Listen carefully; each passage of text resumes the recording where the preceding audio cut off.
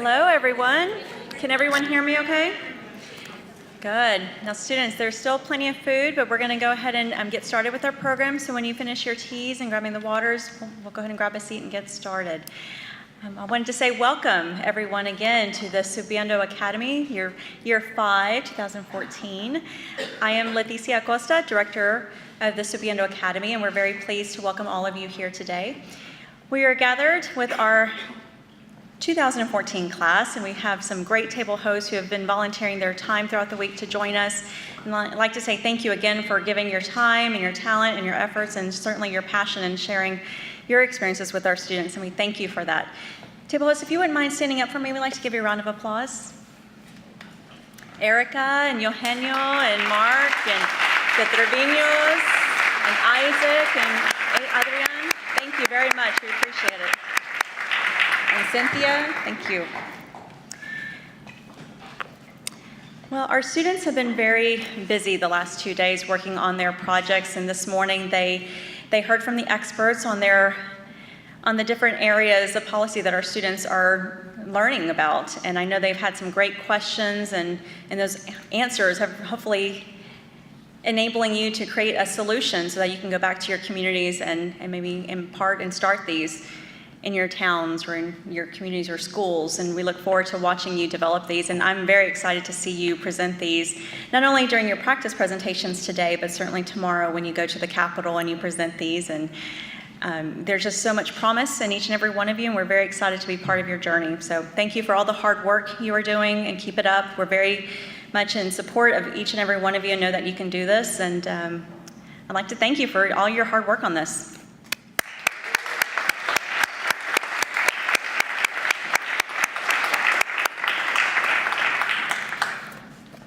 So to introduce our guest speaker, we have a young lady, Heidi Martinez, from Brownsville, correct? All right, so she's going to be representing Team Bulls, and if Heidi wouldn't mind joining us on the stage, she will introduce our guest speaker. Thank you, Heidi.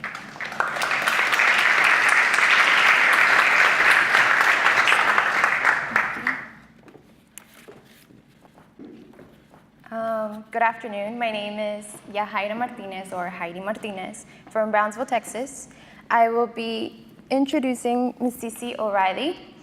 It is my honor to introduce to you Sissi O'Reilly. She is an educator with 15 years of experience in the Los Angeles public school system.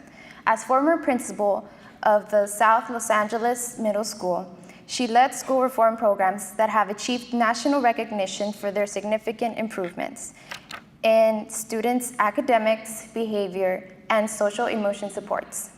An alumnus of the University of Southern California with a bachelor's degree in English literature, a master's degree in education administration from Pepperdine University, and a master's degree in English literature from California State University in Los Angeles. Ms. O'Reilly strives to empower students and educators in serving the needs of diverse learners and underserved communities. An active member of Los Angeles nonprofit boards, Ms. O'Reilly is passionate about bringing access and resources to enrich communities, providing access to young scholars, and advocating for academic advancement and success of all students and families. Please give a round of applause for Ms. Sissi O'Reilly.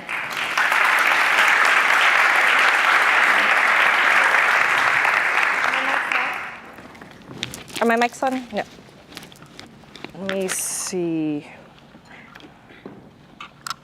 Can you hear me now? Awesome. I'm going to check to see if my other mic is on. Good afternoon, everyone. Good afternoon. How are you guys doing? I'm an educator at heart, so the first thing is I want to hear a much louder good afternoon. Good afternoon, everyone. Good afternoon. So how are you doing? Are you having a great time at Subiendo today? Very good. So before I get started, I just wanted you to take a moment and let's take a pause, okay? Because you've had a very long morning, and I'm sure you've really enjoyed yourself today, right? I'm getting nods? Okay, very good. You've definitely enjoyed yourself. So let's take a pause and let's breathe a little bit.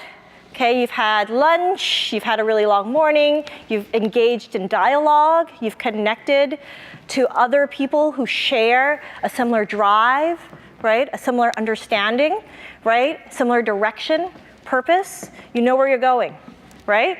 So let's consider for a moment, just think to yourself, and then look around your table and consider, who are we and what are we doing here, okay? Who are you? Okay. Sure, you know your name, you know where you came from, but who are you? What are you doing here? Why are you here? What is your common purpose, right? And what are your goals? So take a pause for a second. So as you consider that, I'm going to move forward, and I'm going to tell you a little bit about my history and sort of maybe where I am, who I am, and what I'm doing here. So May 1971. This is my mother. And my mother was a very, very interesting woman. And it's very funny to me that I bring her up in a presentation, because if she knew, she would have been horrified. Okay, this picture was hiding in our family album for years. I didn't even find it till she passed. Okay, so I literally had to go through all this stuff, and I picked it up and said, where does this come from? This was her May 1971 graduation picture, where she got her master's at UCLA. She was very proud of herself, but she was a very shy woman, and she was really very, very humble. So my mother was born in the 40s, very early 40s, right around the time, right before the beginning of World War II. And she grew up in a very small farming village in Vietnam, which is really just, if you read a lot of, if you guys are doing history and literature from, post-Vietnam War, there was one text I read where someone actually, it might have been Roth, who wrote about the flooring of my mother's village. Okay, so my mother was born, during World War II, farming village. My grandfather did not have a college education. Both my grandparents barely had an education, so they were barely literate. My mother had 3 sisters and herself. My grandfather did not have any sons, okay? And he decided, when he realized that my mother was really good in school, that she needed to be educated. And in Vietnam at the time, and especially in a country village, and this is pretty much how it is across most of the world, right? Globally, this is how it is.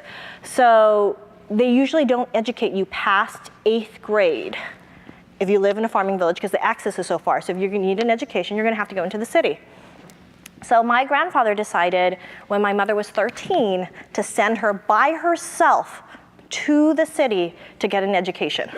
And he paid people to take care of her and feed her while she went to school. Now this, in the 60s, early 60s in Vietnam, is unheard of, right? Because you're talking about a country and a culture where women get sent off to be married by the time they're 17, okay? You don't need an education, and her 3 sisters really didn't think they needed an education, so they stayed at home and had families, and I've got 40 first cousins whose names I do not know.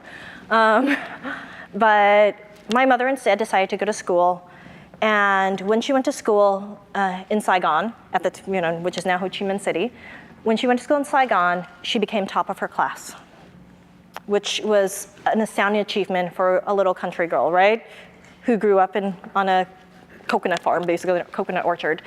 And then she went on to be top of her class for a college degree. Then, while she was top of her class, she decided to apply to, some scholarship program, randomly. Oh, look, they're giving you scholarships to go to America. Sure, let's do that.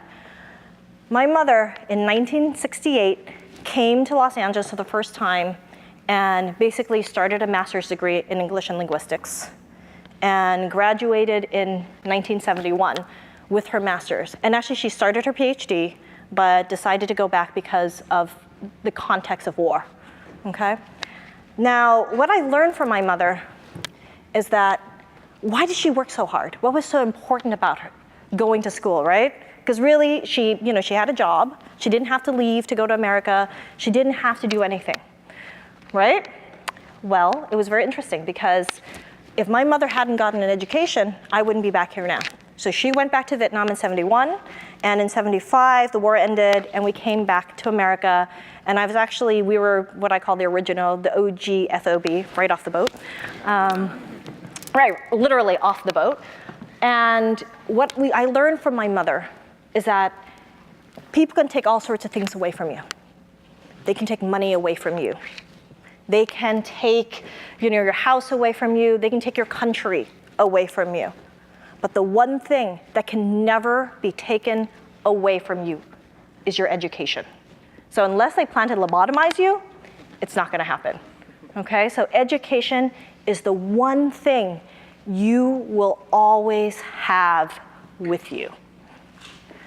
So because of my mother, I actually became an educator, and it was very frightening for her, okay? Because she's like, oh my God, why, you don't need to go into education. And she was a teacher for many years, and while she was a teacher in Vietnam, she came here, she tried to teach American kids, and it didn't work out for her. She had a really hard time making the cultural connections, right? She's like, they don't stand up when I walk into class. Why is that? So she couldn't understand that at all. But what she did do was, because of her role as a teacher, she began a role of advocacy. So what my mother did out of her house, even in Vietnam, she would teach people English classes. This is post-war. I remember being 3 years old and having people sneak through our back door so that my mother could, illegally teach them English in our house. Okay, she came to America. She continued the road to advocacy.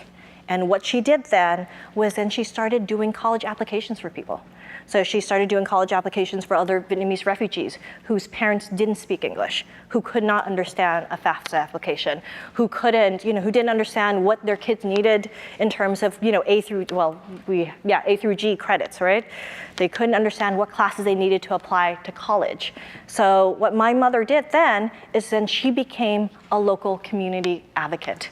And she didn't get paid for it. It wasn't like someone brought her money. It was just like every weekend, I still remember waking up since I was 5 years old, people sitting in our living room and my mother filling out college applications. Because what my mother wanted to tell everybody else in the community was education was the one thing they could not take away from you. So this advocacy really became a lifetime. She spent years teaching free TOEFL classes to people who just come to America and needed to pass the TOEFL exam so they can attend universities and colleges. She did all sorts of work just around this. And from that, I learned that I too needed to become an advocate. Why? Because that education is the one thing that people cannot take away from you. So Clinton Middle School. I am actually a principal of a middle school in South Los Angeles, historically known as South Central. I'm sure you guys hear the music. Okay, we're a little north of the LBC, about half an hour north. But South LA is a really cool, interesting community. It's had a lot of history. I've worked in education for 15 years. So I was a high school teacher. I was just telling a few students here that I graded AP exams. I was an assistant principal at different high schools in urban Los Angeles. So I've worked in a lot of high poverty populations, diverse kids. I probably have seen about 140 different languages come through my door. So it's been pretty awesome. I love my kids, so I would, if this was online, I would be like, hi. So just to say hi to Clinton Middle School. But at Clinton Middle School, I continued my road to advocacy. So I did a lot of work with teenagers in 15 years. I've seen a lot of kids get to college. I've seen a lot of kids be very successful. I call them my babies, even though some of my babies are now 33. So they're still babies. But at Clinton Middle School, we did something really cool with education, because as you know, my core value is education is the one thing they cannot take away from you, right? Who are we? What are we doing here? Well, who am I? I'm an educator. What am I doing here? I'm here to advocate for education. Okay, so Clinton Middle School, we are in South Los Angeles. 100% of my kids are at-risk youth, and I hate the word at-risk because I feel like the only thing you're at risk of is getting hit by a car walking across the street. So don't like that word at all. My kids, when I first got to the school in 2011, no one believed in my kids. When the school, it was a brand new school, brand new building, they opened it in 2006. And in 2006, when the school opened, the suspension binder was 4.5 inches thick. Okay? Kids were getting suspended for chewing gum. They were getting suspended for not going to detention. Okay? They were getting suspended for truancies, which really meant, why would you suspend a child who didn't want to be in school anyway? Never understood that. So our kids were, it was a really interesting place. And when I working with urban youth is I always felt like people treated our kids with tough love. But the problem with tough love is if you're tough and you've got no love, you're just being mean, right? So what we did was we brought reform programs. And the reform programs was to basically instill the love of education and the love of themselves in a can-do culture to support our kids. And so that's what we did. We built a school. We got some new teachers, got some new staff, got a lot of support, and we basically built a school around the love of kids. And it was really interesting because I tell people, I speak to a lot of teachers, I speak to a lot of educators about what we did at Clinton. So 4.5 inch thick, our students weren't coming to class. I would get flipped off every day. I've actually been robbed in front of my school. I had a 30-year-old man run down the street, yank my chain, and run away. Okay, jumped into a car. Working in urban LA, I've been a first responder to drive-by shootings. I've seen all sorts of really interesting things. But working in this neighborhood, what I saw was that a lot of people were not giving our kids a chance because they felt like, they just need to be pushed. Well, yes, but they need support and love. And so what we did at Clinton was we created a network of support and love and an understanding with middle school kids that really education is the one thing they can't take away from you. So flash forward, 3 years later, my attendance is now 97%. 80% of my kids are at 96% or better, which means they've only missed 6 days of school an entire year. Behaviorally, I don't have a suspension binder, I have a suspension folder, and a lot of them are e-cigarettes, which by the way is the scourge of my existence right now. So we went from kids smoking pot out in the quad to kids who they're just like, no, you wouldn't do that here, because that's not our culture. We went from giving our kids tough love to giving our kids high expectations. Okay, so my kids actually, I just culminated my last class, the class I've had, which is them, because these are my babies and I love them very dearly. And of my babies, there are 218 kids in that picture, and 31 of them have straight A's as middle school students. 64 of them have perfect attendance since the beginning of 6th grade. Okay, and I went from having kids who are in California, we have this statewide assessment. You kids are either far below basic, proficient, or advanced. Half of my kids, basically 50% of those kids are proficient or advanced in math, starting off at 10% to half of them. And over a third of them are proficient in English. And half of my kids are English learners. So this is a huge change. But how did this happen, right? Why do my kids love education? Well, they love education because we've created a structure where you can do anything you want, okay? As long as you set your mind to it, and as long as people are willing to support you. So do you guys feel like back to the word at risk, right? And being disadvantaged. Do you feel that you have someone at home who supports you, right? There's always someone. We all have an advocate, right? So as you get older, what you do is you learn to go from having a system-wide advocate to being your own advocate, okay? And with my kids, so I've advocated for them, and I've brought them to this point, okay, with lots of love, lots of support. We basically set really high expectations. We changed their uniform, okay? So today you're dressed in business attire, and it feels different, right? You put on a nice shirt, you put on a suit, ladies, you put on a dress, you put on a blazer, right? You're in your business attire. My kids wear a tie to school every day. Okay, we moved from polo shirts and navy pants to navy pants, button-up shirts, and ties. Okay, and we just purchased varsity cardigans for them. So every year we purchase a little bit more. And it's hard because in the community that we work in, 100% of my kids are basically qualify for free lunch. A lot of my kids live in houses where they rent a room for the entire family, and instead of just like one room in one house. And Los Angeles is extremely expensive. Okay, so you're talking about $800 to rent a room in someone's house for you and 4 kids. This is really, it's a really interesting situation. But our kids, they manage.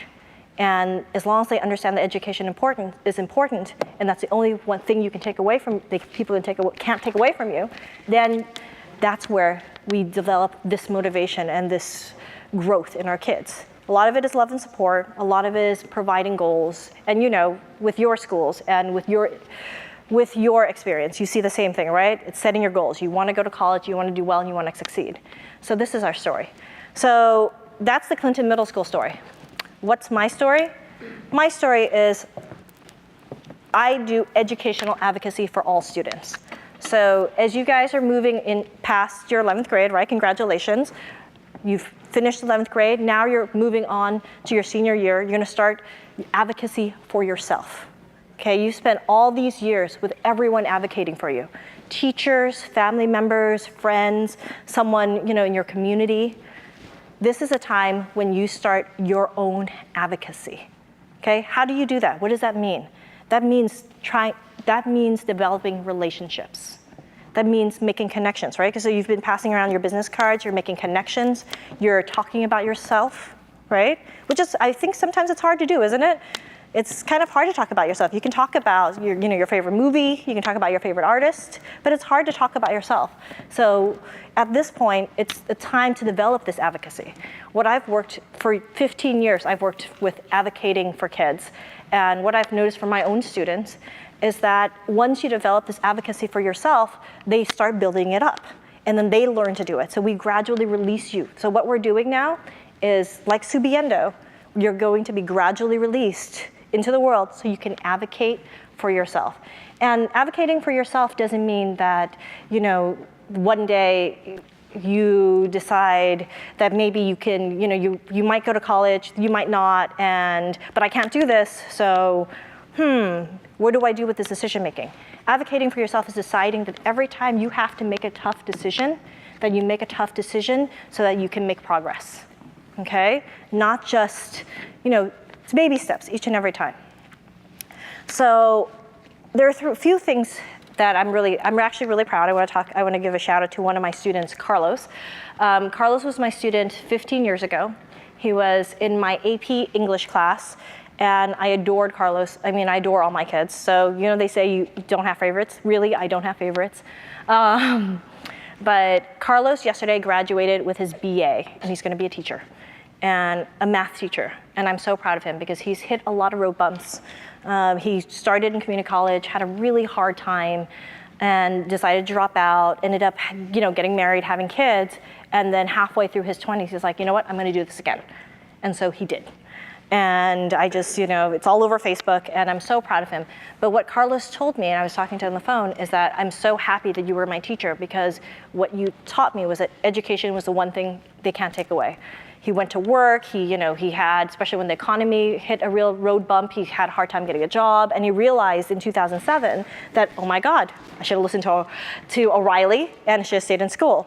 So he decided, you know what, I am. And one day he woke up, went back to community college and did it again, and now he's going to be a teacher. So I'm very proud of Carlos. But what did Carlos do that was so different, right? And I had other kids. I've got kids who actually went straight to University of California, Los Angeles. I have kids who are now, I have a baby who is now an academic advisor at the University of Southern California in the econ department. And like Carlos, she just didn't decide when she was 27. She actually decided when she was 18 that she was going to stick it through and work hard and be successful. So this is actually your chance to here at Subiendo to learn how to basically stick it through, work hard so you can attain that education that no one can take away from you.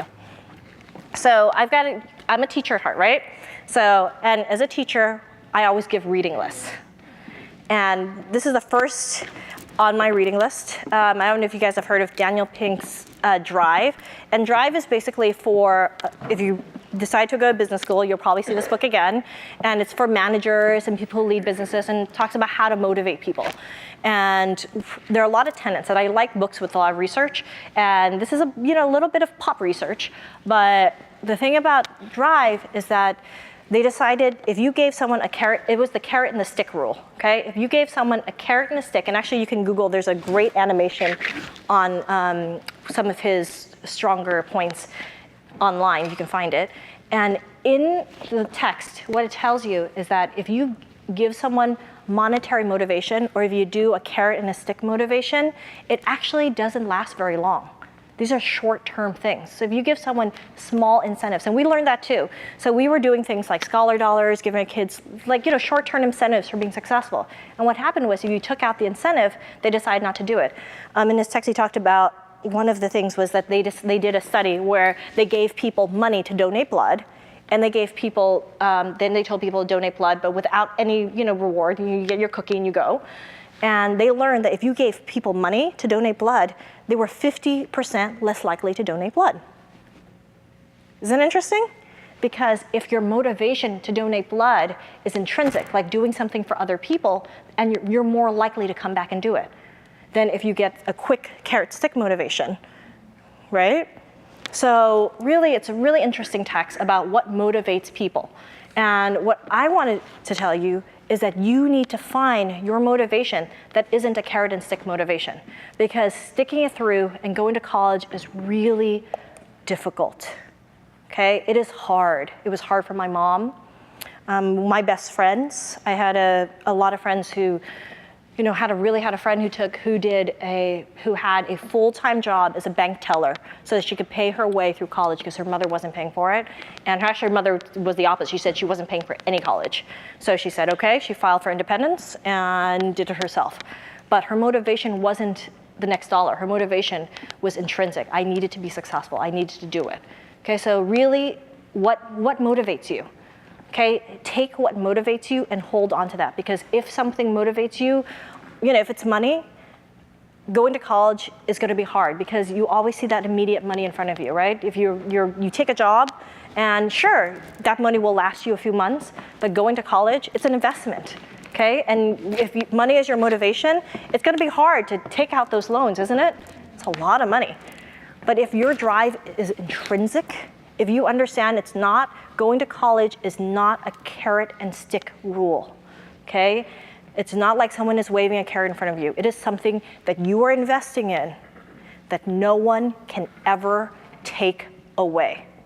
Remember all the people during our financial crisis, right? They had their homes taken away. They had all sorts of things happen. But, right, with all losing your mortgages. But during all of that, if you have your education, you can always build that up again. If you don't have that education, once it's taken away, it's gone, right? So take a look at that on your summer reading list. Now here's another one, resilience. So you need motivation, right, to be successful. Another one's resilience. And this is actually, a lot of parents love this. I recommend this text for a lot of parents. I recommend this text for teachers. So in order to be successful, you have to be resilient.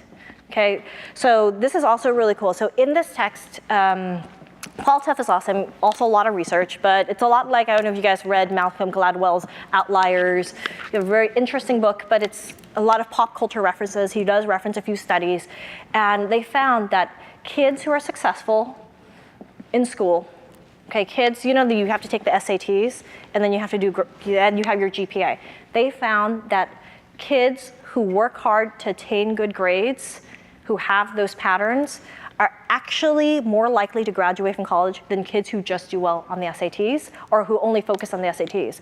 Because kids who get good grades have learned resilience.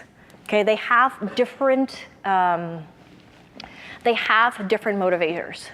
And they have curiosity. They're more likely to try something over and over again, okay?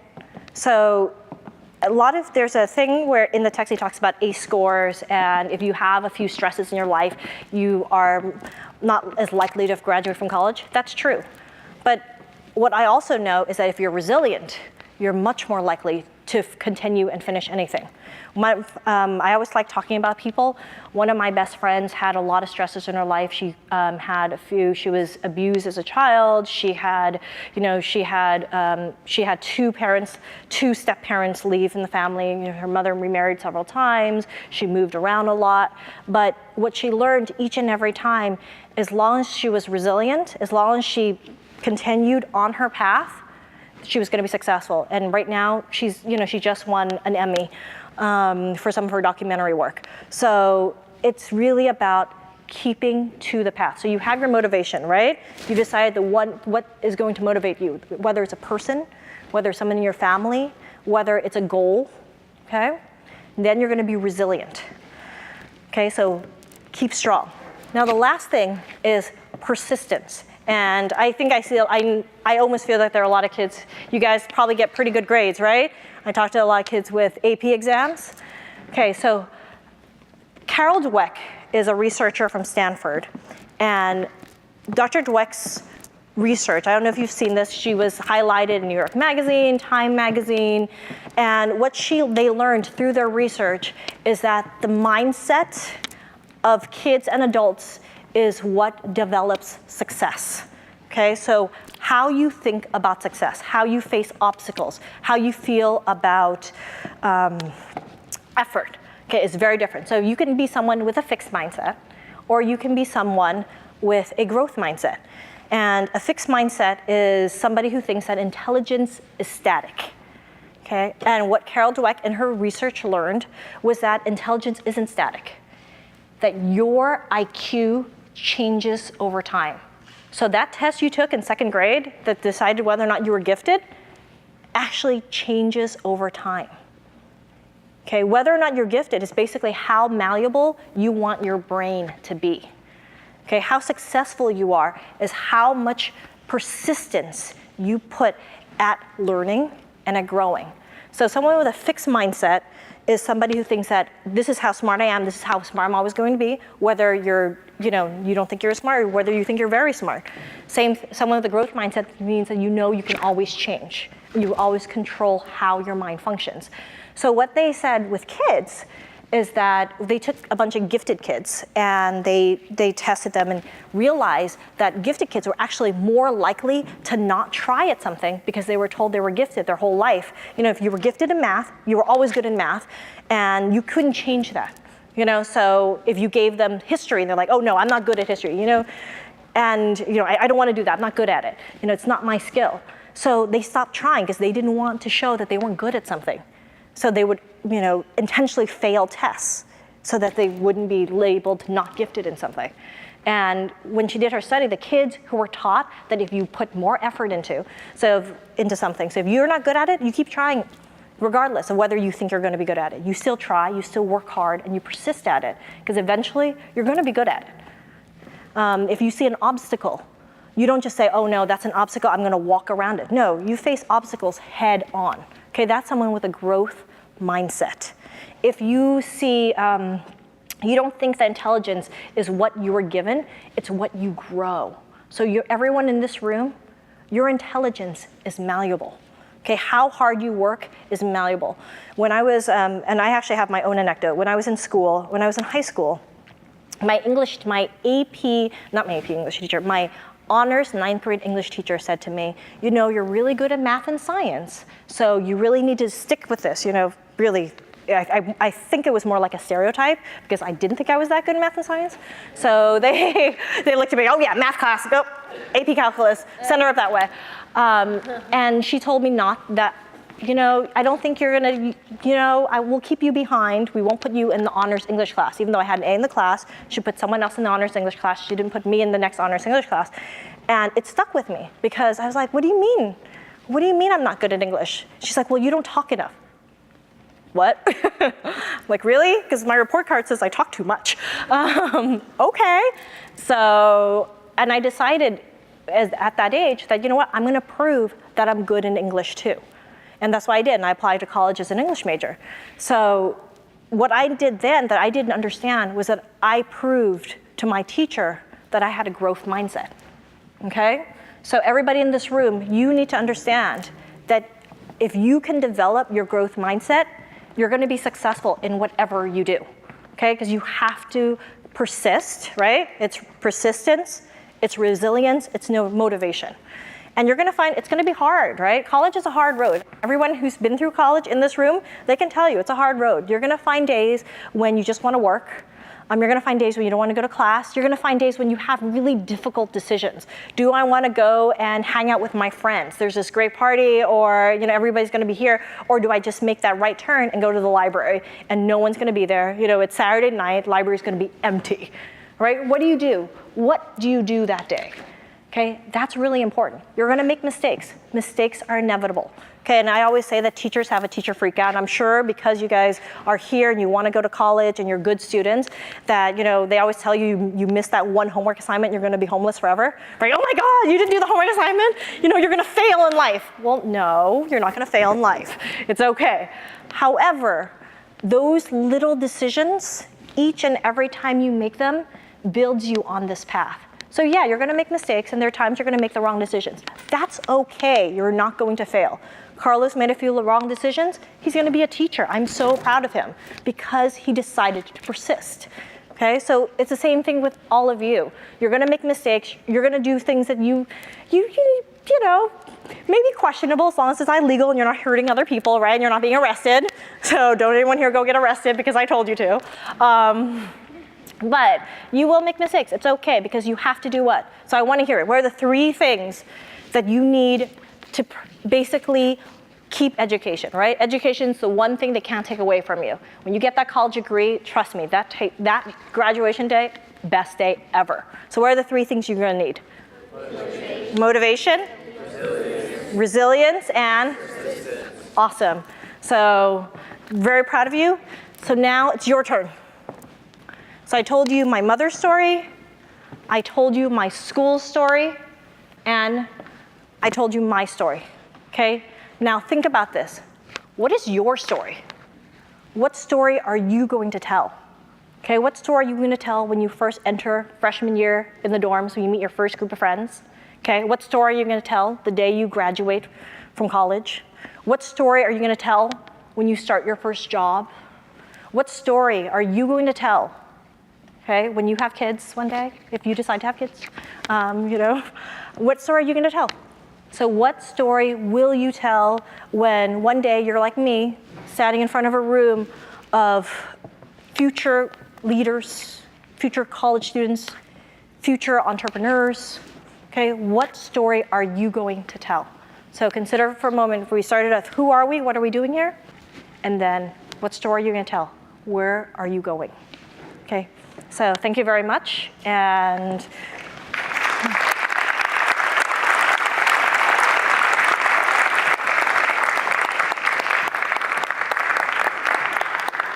what questions might you have? Yes. Hi, I'm Steve Douglas. Nice to meet you. How hard was it to get the kids that were bad to good? Because you said that at first you went to the not so good school, but then got good. So what changed? The kids are the same. I always tell people that children are the same all over the world. And we tell children, if you can't swim, we teach you how to swim, right? And if you can't ride a bike, we teach you how to ride a bike. But if you can't, work in a classroom, we don't teach you, we just yell at you. We give you consequences, we talk about punishment. And I always tell people, there is no point in punishing children because the only people who can legally punish children are the police and their parents. So what we did was we spent a lot of time talking them through their decisions. So we basically built an internal leadership program with all of our kids.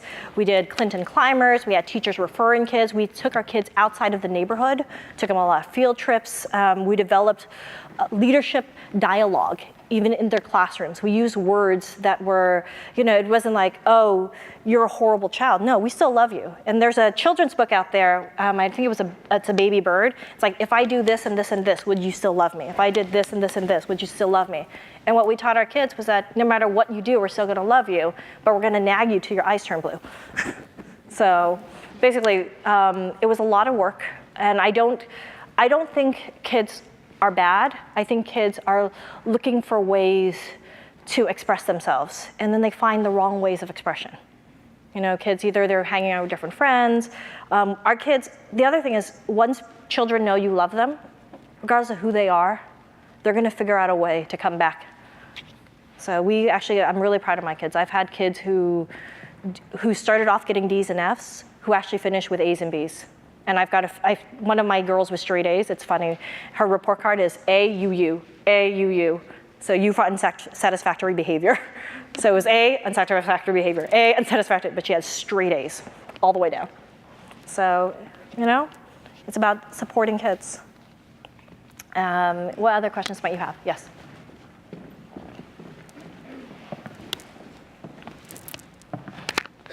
Hi, my name is Kwok, and coming from another country, I know that you must have faced some adversity and discrimination. How did you handle it? Let's see, other than growing up with China, China, Cochina. Yeah, all my Spanish speakers. Actually, I was really fortunate because I think that fight was really my mother's fight, the fight of discrimination, because I don't have an accent, and it was because my mother was an English major. So I really didn't have that same kind of viewpoint, but what I did have is I faced a lot of what I think is ingrained what I call the self-imposed discrimination, and with a lot of historically linguistic minorities, okay? So a lot of times what I found is it was much harder for my kids to actually have faith in each other and the successes of other people than they do in themselves, okay? It was really, I felt like they were much harder on each other, and I also felt like my community was harder on ourselves than other people were on us. So that was actually that was the most interesting part. I think that how you view yourself will help how other people view you. And that's where your confidence comes in, right? That's where you persist, because you persist in how you view yourself. And actually, one of the tenets in that text, How Children Succeed, it's really interesting. And she talks about, not how children succeed, in Carol Dweck's book, in Mindset. One of the markers of success is supporting the success of other people. So when I first started my school, you know, kids used to cuss at us and do other things. I couldn't have a dance without kids starting a fight. And they would just, we turn on music, next thing you know, I see a circle and there's a fight. By the end of that school year, we had a talent show, and you know, middle school talent shows are pretty iffy. Sometimes you're like, you don't know what you're gonna see, you really don't. And we had, at the end of that talent show, I realized every time a child went up, regardless how good they were, how bad they were, how sometimes awful, you know, fall off the stage, the other kids applauded them and clapped for them. And that is a marker of success, because learning to celebrate others and celebrate yourself is how you become successful. So really it's about celebration. And look around you, all the people you see in this room, you're gonna see again, okay? You may not think so because you're from different places, right? But you will be surprised how often you're gonna see these people again. One day they might be your boss, your coworkers, your next door neighbor. You know, your best friend might be in this room, okay? And you don't know. So when you face those things, come at everything with an open mind, okay? So what other questions might you have? Being an administrator for a lower income school, do you feel it requires the same teaching styles or administrator styles to middle class income school or a higher class income school?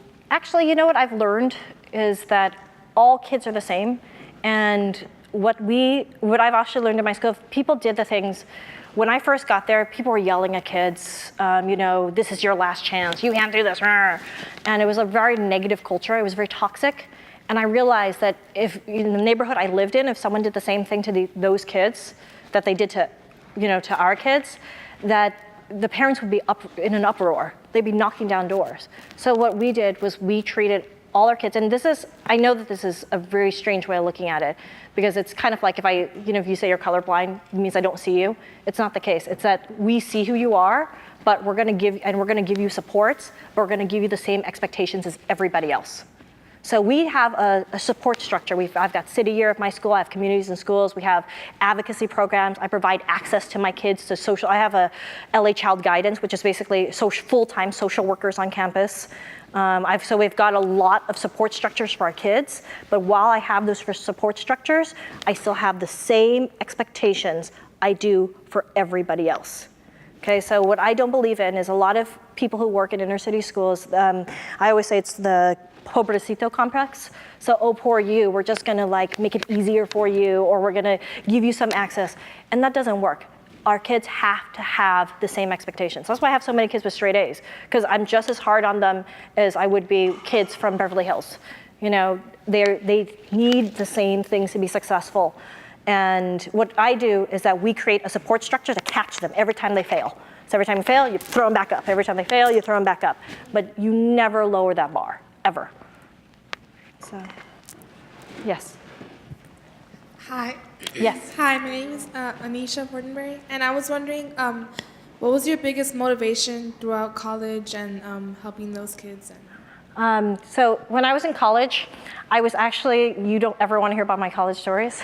USC, I think like UT, is a football school. So that's all I'm gonna leave it at that.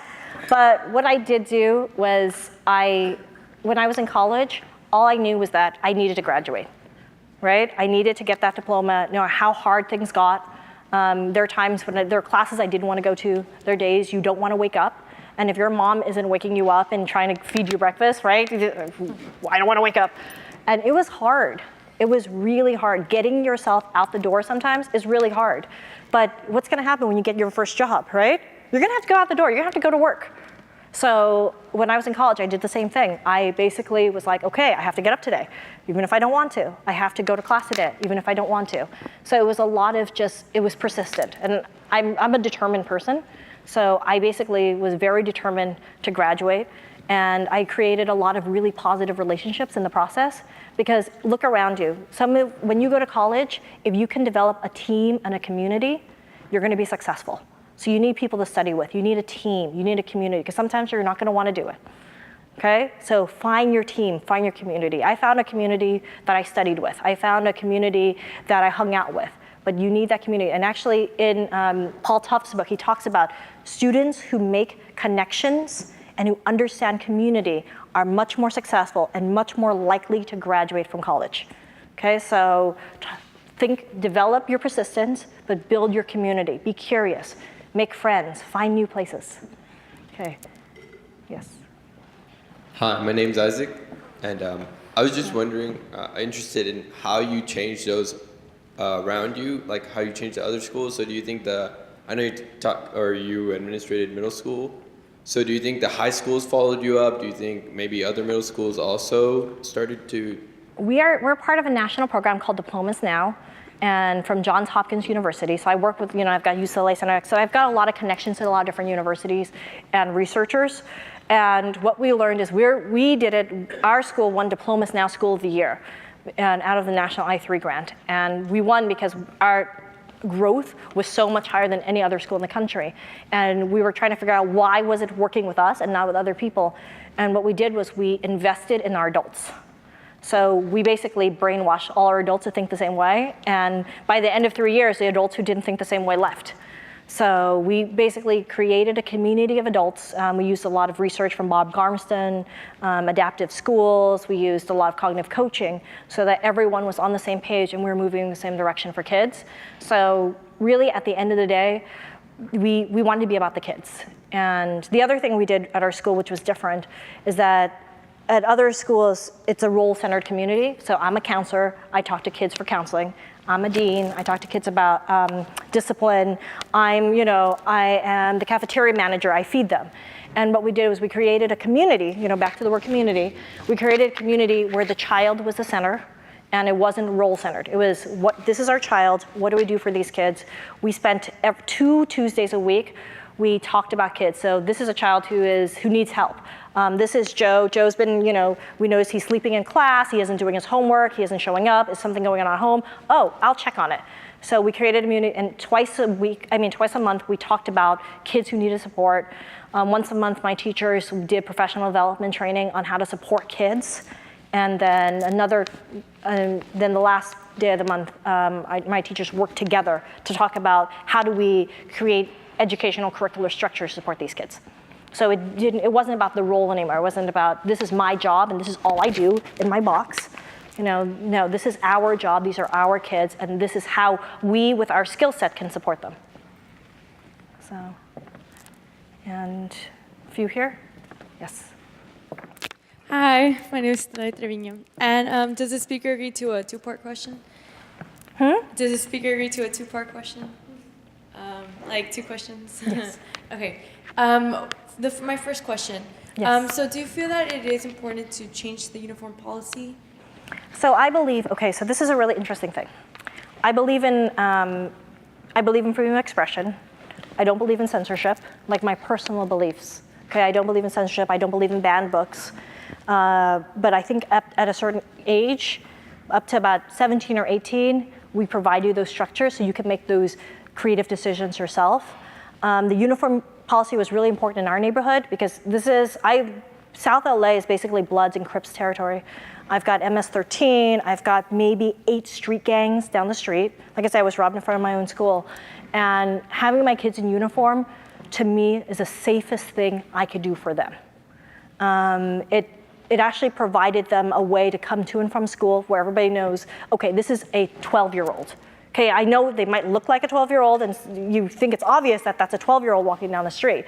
But if they're not in a school uniform, I feel like they can potentially be a target. If they're in a school uniform, we know where they're coming from. Like, oh, they're from my school. They're wearing our ties, right? They're wearing our skirts. They're wearing our dress code. So for me, it was a safety issue. The other thing is, it's the great equalizer. When you're in a community where my kids are from, okay? I've worked in a lot of urban places in Los Angeles. I've never seen kids who need as much as my kids need. And what happens is, so no one can wear like designer clothes to school and someone else doesn't. So all our kids looked and wore the same things. I had kids who wore the same shirt for 3 years, almost every day, okay? And if they ran out of clothes, we would just give it to them. They'd come to our office, parents wouldn't push back. At first the parents were kind of like, you're crazy, like my kid doesn't have to do that, I'm not gonna spend that money. And then say, okay, here, take a uniform for free. And once, like you don't have to wear it, just take it. And next thing you know, of course, if I gave it to them for free, they're going to show up to it in school the next day. Next thing you know, they're bought in. Yeah, okay? I asked this because in my school, for instance, we have uniform and we have polos and khakis. However, I spoke to the principal about this of where we should actually wear professional, where like ties, men, guys, ties, and yeah, we girls, have ties. So, yes. And so, that's why I wanted you to expand further on this because I'm working on this proposal for. Very cool. That's actually really cool because my kids do wear ties, and the ties are great for the boys because it makes them feel. It's kind of like football players on Fridays wearing their ties to school. They love it, and my boys love wearing their ties, especially the little ones. They're so adorable. They're like this big. They've got a tie, and it's bigger than they are. But the thing with the ties for the girls is it keeps their shirts up. So I don't have to worry about, short skirts and low tops because my girls are wearing ties. So it's professional. Yes. Yes. Oh, hi, my name is Hector Dominguez. And I just wanted to ask you, I know it's hard to go to a new community and face, discrimination. Because, when I came from Mexico, I didn't know, a lot of English, and I know how you feel, or you might have felt. So I just wanted to know what was the biggest challenge you faced when achieving your goal? The largest challenge I faced to achieve my goal, I would say I'm lucky, okay, because I had a mother who understood education. Okay, that was the one thing I was lucky about. I'm an only child, so if I told my mother I wanted my tissues in gold, she would have found a way to get me gold tissues. But my parents wanted education for me so badly that they never bought a house in America. Okay, so my parents have always lived in rented housing, and my dad still has lived in the same apartment for 17 years, and he won't move out of it. He will not. And part of it is because I'm lucky, right? So my biggest obstacle was pretty much myself, my belief in myself. If I could believe in myself, I could do anything. When I didn't believe in myself, that was when I didn't succeed. But I've had plenty of friends who, my best friend who I've had since 5 years old, we were both in the refugee camps together. And all 4 of them graduated from UCLA. Their parents had 8th grade education. They lived in a very dangerous part of Hollywood at the time. And she faced a lot of obstacles. And she ended up, working full time to pay for not only her schooling when she was at UCLA, but to pay for her 2 younger siblings. So she paid for her college and then she paid for theirs while she was going to college. So it's, it's really that drive. And why she did, same thing for you. What's your drive? Where do you want to go? And if you want to get there, where do you want to I go? want to be a detective. Great. Or like being like in the SWAT, because like since I was little, the first movie I watched was SWAT. Yeah. The first movie I watched, it's SWAT, and Yeah. when I saw it, I'm like, oh, that's interesting. So like since I was like 7 years old, I've always wanted to be a detective. So like right now I'm thinking, look, I don't know, coming here to study, or like go to a criminal justice school like Sam Houston, and then get my master's in criminal justice and use like move Well, on. there's one of my friends, you should leave me your card. One of my friends is a criminology professor at TCU. So, in criminology. So, I'll make a connection there. Okay, thank you. Awesome.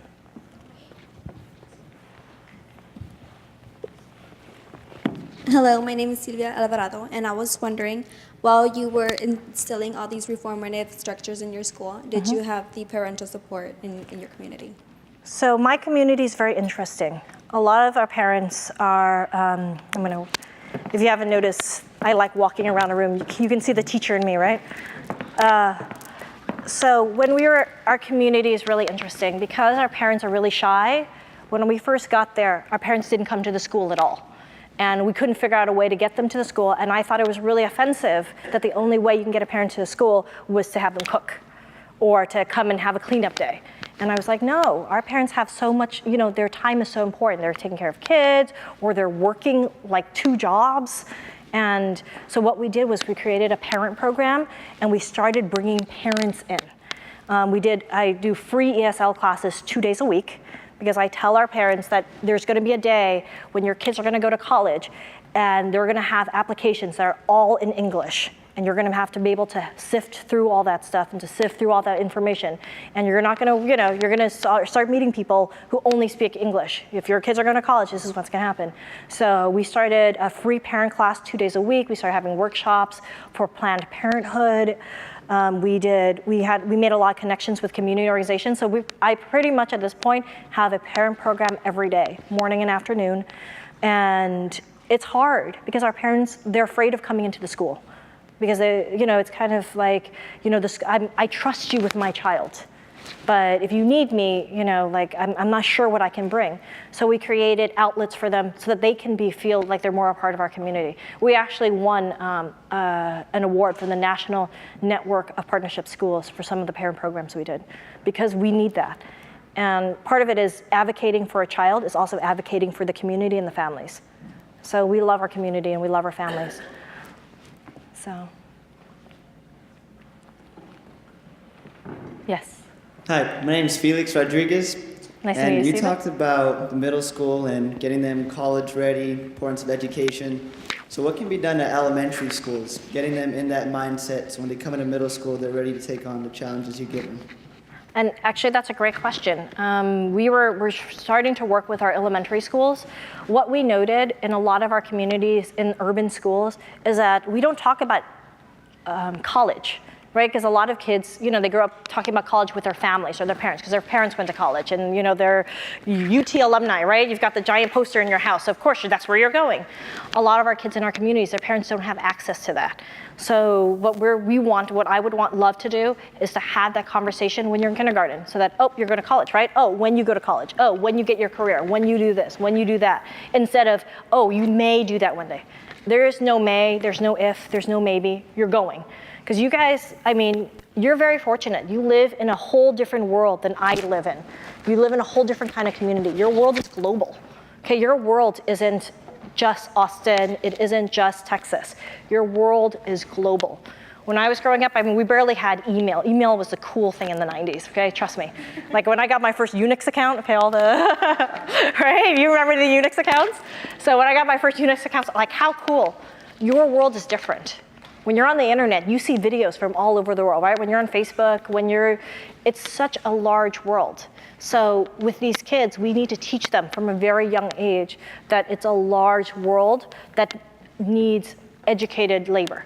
Okay, so you're talking, and it's funny because I mean there was a video that I used to show my kids called Shift Happens, and it was done, I don't know, you guys might have seen it in school, but it was done, you can Google it, it might still be there. I showed it in 2004, and I thought I was like, 10 years later, it's like, oh my God.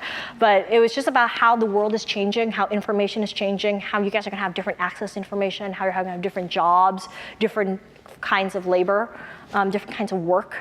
Okay, and your world is so different from ours. Your work is going to be so creative. So we're no longer, I mean, we talked about in school you learn about the industrial age, right? You learn about the Renaissance. What age are we? We're the conceptual age. We're the thinking age. Okay, everything is conceptual. And I've had all sorts of visitors to my campus. I've got people from, J.J. Abrams has been to my school, from Lost and Star Trek. The Walton Foundation's been to my school. Warner Brothers has been to school. I got a delegation from South Korea. They were hilarious because they took pictures of everything.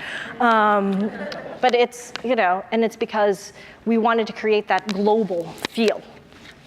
And so with little kids, even now, and what you're gonna find, how many of you guys have little brothers and sisters?